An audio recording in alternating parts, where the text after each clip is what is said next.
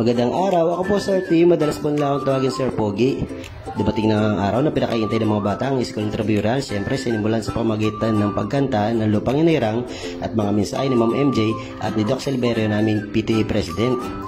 At siyempre, nagsalta rin ang inyong likod bilang school sports coordinator. Sinabi ko ang mga events na kinakailangan laruin at mga venue kung saan-saan.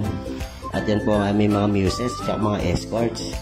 Mamaya po, ang mga yan po ay rarampa. At siyempre, gumawa rin kami ng mga judges para sa kanila para pumili ng Mr. and Miss Intramurals.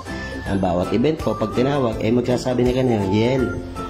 At yan na po, sisimulan po natin ang lightning of torch.